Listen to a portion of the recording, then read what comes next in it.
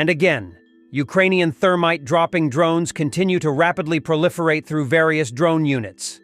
Seen here, a Ukrainian drone from the 60th Mechanized Brigade drops a stream of molten thermite on a Russian-held tree line. Dracarys!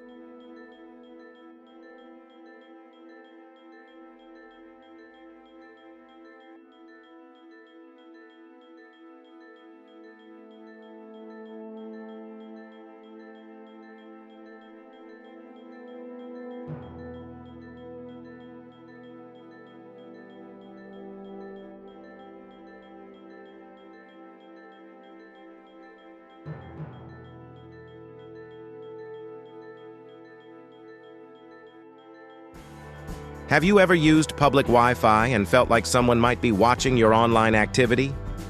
Well, maybe you weren't wrong. One of the ways to defend yourself is by using a virtual private network, or a VPN for short. It is a service that encrypts your internet connection and hides your IP address, providing privacy by creating a secure tunnel between your device and the internet.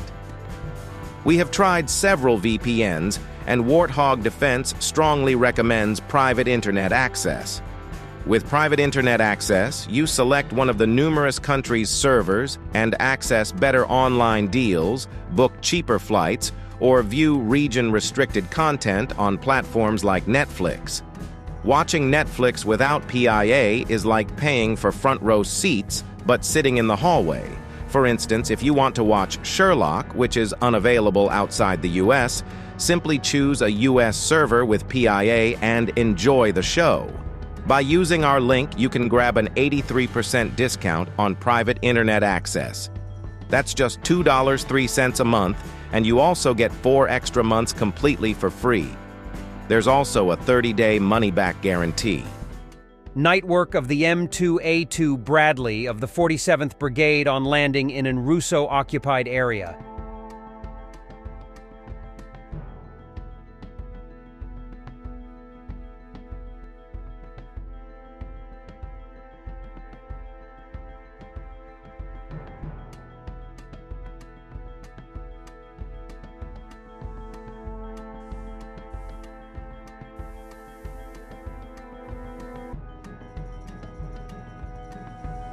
And this is a great story from Olga Hepnarova about Russian Nazis.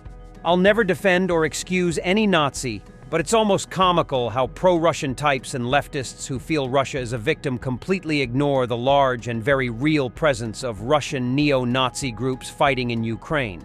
Let's take a look at the group that this idiot joined. The creature pictured above is Gregory Wayne Rossell, also known as Teddy Boy Greg. He's mostly known for being an American who can't speak Russian that feels a special cultural connection to Russia and makes homemade military uniforms while calling himself the new Stalin. If you feel like gagging and laughing at the same time, here's a recent interview with him after he moved to Mariupol from Moscow to join the Russian paramilitary group Espanola. Espanola was originally a group of neo-Nazi Russian football hooligans, many of which engaged in violence against people of non-Slavic appearance, sometimes resulting in death of the victims. Following the 2022 invasion of Ukraine, the group organized into PMC Espanola. But let's go back to 2014/2015, when many future group members decided to travel to Donbass to fight on behalf of Russia. Among these people were Stanislav Orlov, on the right, a huge CSKA Moscow fan and the future founder of Espanola Group. While in Donbass, Orlov joined the UDV, Union of Donbass Volunteers. It was headed by the former Prime Minister of the self-proclaimed DPR, Alexander Borodai. But there is a far more interesting connection. Vladislav Surkov, Putin's former assistant, was also a founder. Aside from his time in Donbass under Surkov's organizing, the founder of Espanola, Orlov, allegedly participated in the foiled assassination of then Montenegrin Prime Minister Milo Djukanovic in September 2016 and also fought in the brutal wars of aggression in Chechnya in 1999. After organizing Espanola following the full-scale invasion of Ukraine, some prominent members from the Russian far right joined. They include MMA fighter Mikhail Turkhanov, who was awarded a Medal of Courage.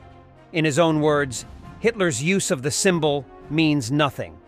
Another prominent member was Vyacheslav Subotin, who became the head of intelligence for the group. He died mysteriously earlier this year. His words, "My main goal in the SVO is to fight Russophobia, which is flourishing in the West and in Ukraine with the help of the West." Some people attribute his death to Viktor Shendrik, the head of the security department at Russian Railways, who's the official sponsor of the group. It's worth mentioning that Shendrik is a protege of the Rotenberg brothers, two of Putin's closest and most trusted contacts. In case it's not clear enough, the head of a state transportation monopoly is in fact sponsoring and funding a neo-Nazi unit in Russia. The group has published its cultural code on Telegram and is full of the usual white supremacist rhetoric: blood, soil, homogenous culture, demonizing migration, and even alluding to the far-right riots in Britain. What's particularly concerning about this group is that they have two factions at the moment. One is a fighting unit, and the other engages in humanitarian outreach, hosting tournaments for children and involving themselves in schools. Plenty of other neo-Nazi and white nationalist bullshit can be found on their official Telegram account. I just hope that the people only looking at the far right in Ukraine realize the laughable hypocrisy of Russia sending Nazis to denazify anyone. New video shows illegal migrants trying to attack Polish border guards by the Polish border wall with Belarus. Angry at the Polish border guards for stopping them from crossing into the EU, they shout things such as "fuck Poland." Poland holds the line.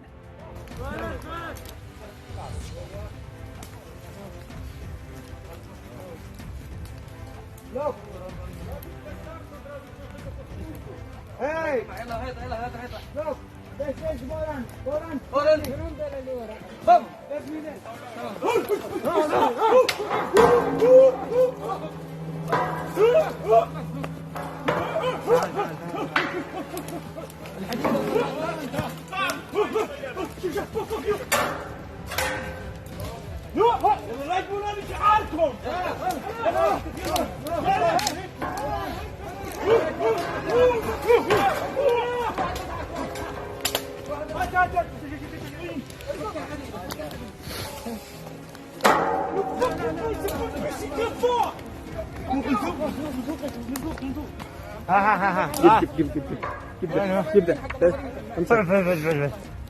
خذ يا قاسم قاسم ورا قاسم ورا زق محمد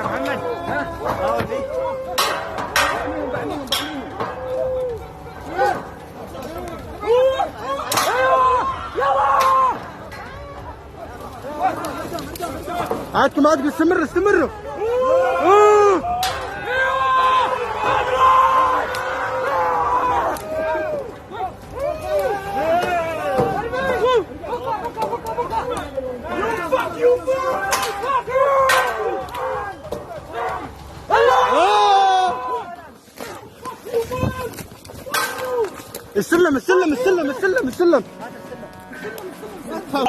You son of a bitch!